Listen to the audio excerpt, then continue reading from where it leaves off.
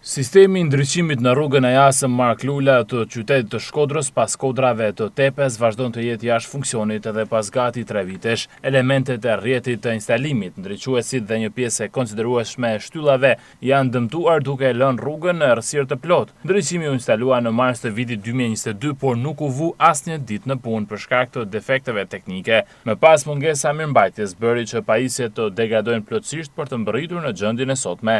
Kjo rrugë periferike e qytetit frekuentohet 24 orë pa ndërprerje, ndaj mungesa e ndriçimit krijon pasiguri tek qytetarët gjatë natës. Tani që afrohet periudha e dimrit, ndriçimi bëhet akoma më i nevojshëm në këtë zonë, por pavarësisht kësaj, akoma asnjë ndërhyrje nuk ka nga Bashkia e Shkodrës për ta kthyer ndriçimin në funksion. Është e pakuptueshme se si ndërkohë që në Shkodër po zbatohen projekte infrastrukturore me vlera që arrin në 10 milionë euro, nuk gjendet një fond minimal për ta rregulluar ndriçimin e një rruge që nuk është as 1 kilometër e gjatë. Një neglizhencë e tillë nga pushteti vendor është i pajustifikueshëm pasi mjafton vullneti në këtë rast dhe brenda pak ditësh sistemi i ndriçimit të kësaj rruge rikthehet në funksion dhe jo të lihet në këtë gjendje prej mbi 3 vitesh.